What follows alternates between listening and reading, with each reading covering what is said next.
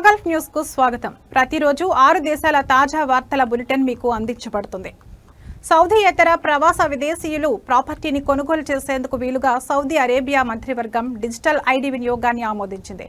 Saudi Arabia అంతర్గత వ్యవహారాల మంత్రిత్వ శాఖ, సౌదీ డేటా మరియు ఆర్టిఫిషియల్ ఇంటెలిజెన్స్ అథారిటీ, జాతీయ సమాచార కేంద్రం మరియు ఇతర సంబంధిత సంస్థలతో సమన్వయం డిజిటల్ ఐడీలను యాక్టివేట్ చేస్తున్నట్లు జనరల్ రియల్ ఎస్టేట్ అథారిటీ వెల్లడించింది. సౌదీయేతర రియల్ ఎస్టేట్ యాజమాన్య చట్టం అమలుకు ఇది దోహదం చేస్తుందన్నారు. సౌదీయేతరుల ప్రాపర్టీ మేనేజ్మెంట్, వినియోగ హక్కులపై ఆర్థిక మరియు అభివృద్ధి వ్యవహారాల మండలి తీసుకున్న నిర్ణయాన్ని కూడా సౌదీ అరేబియా కేబినెట్ ఆమోదించింది. ఈ విషయాలను పర్యవేక్షించడానికి ఒక కమిటీని ఏర్పాటు చేయాలని నిర్ణయించారు. ఇందులో వివిధ మంత్రిత్వ శాఖలు, ప్రభుత్వ సంస్థలు మరియు 3 ప్రైవేట్ రంగ ప్రతినిధులు సభ్యులుగా ఉంటారు. కాగా జూలై నెలలో సౌదీయేతర రియల్ ఎస్టేట్ యాజమాన్య చట్టాన్ని మంత్రివర్గం ఆమోదించిన విషయం తెలిసిందే.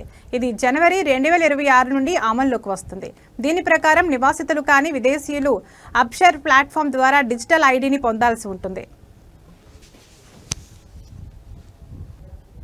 లైసెన్స్ లేని విద్యా సేవలను నడిపినందుకు 6గురికి BD1000 మరియు BD2000 మధ్య జరిమానా విధించినట్లు లోయర్ క్రిమినల్ కోర్టు తీర్పునిచ్చిందని బహ్రెయిన్ విద్యా మంత్రిత్వ శాఖ వెల్లడించింది.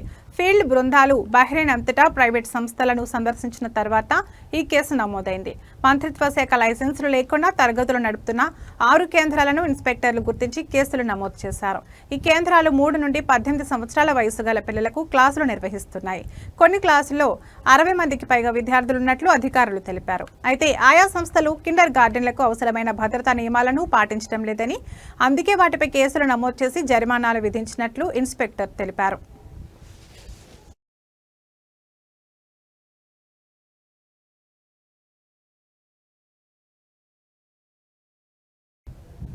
ఒమన్లో 25 మందికి పైగా విదేశీ పౌరులను అరెస్టు చేశారు.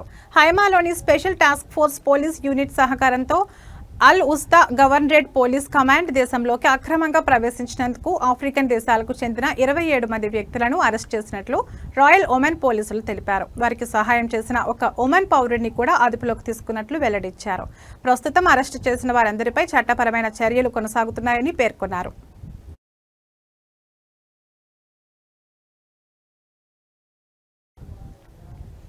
గల్ఫ్ సహకార మండలి దేశాలలో ఖతార్ కార్మిక మార్కెట్ అగ్రగామిగా అవతరించింది.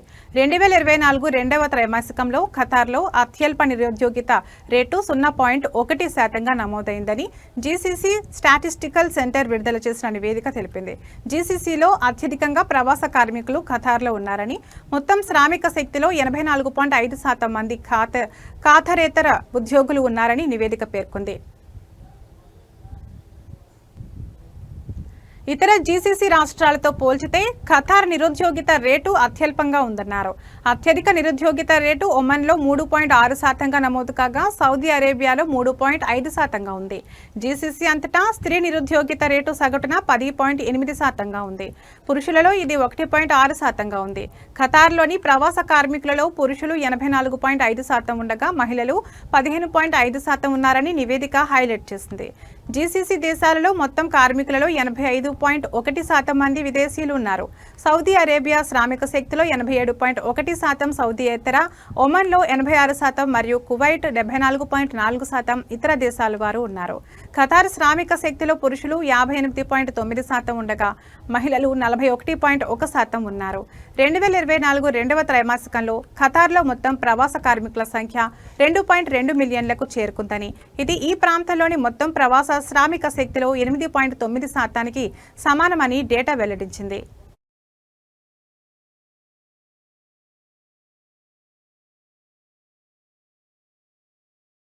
దుబాయ్లోని ఇండియన్ కాన్సులేట్లో భారత గణతంత్ర దినోత్సవ వేడుకలు ఘనంగా జరిగాయి. భారీగా భారతీయ ప్రవాసులు హాజరయ్యారు. ఈ కార్యక్రమం ఉదయం 6 గంటలకు ప్రారంభమైంది. కాన్సుల్ జనరల్ సతీష్ శివన్ జెండాను ఎగురవేశారు. అనంతరం హాజరైన వారిని ఉద్దేశించి ప్రసంగించారు. యుఏఈతో సంబంధాలను బలోపేతం చేయడంలో ప్రవాసుల పాత్ర వెలకట్టలేనిదన్నారు. యుఏఈలోని 4.36 మిలియన్ల మంది భారతీయ ప్రవాసులు ఉన్నారని తెలిపారు. యుఏఈ నిర్మాణంలో వారు భాగస్వాములని పేర్కొన్నారు. 2047 నాటికి భారతదేశం అభివృద్ధి చెందిన దేశంగా మారే ప్రయాణంలో ఈ భాగస్వామ్యం కీలకంగా మారుతుందని అన్నారు.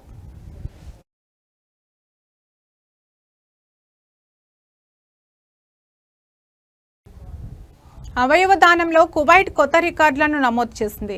2024లో రికార్డు స్థాయిలో 149 కిడ్నీ మార్పిడిలను నిర్వహించినట్లు Kuwait organ transplantation society chairman doctor Turki Al Otaibi తెలిపారు.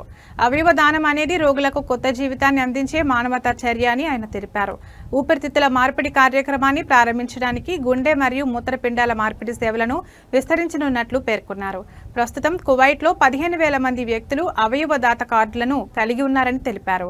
ప్రపంచవ్యాప్తంగా ప్రతి సంవత్సరం 10 మంది రోగులలో ఒకరు మాత్రమే అవసరమైన అవయవాన్ని అందుకుంటున్నారని, డిమాండ్ సరఫరాను మించిపోయారన్నారు. ఎక్కువ మంది అవయవ దాతలుగా నమోదు చేసుకోవాలని డాక్టర్ అల్ ఒటైబీ కోరారు. ఇది ఇతరుల ప్రాణాలను కాపాడే గొప్ప మానవీయ బహుమతి అన్నారు.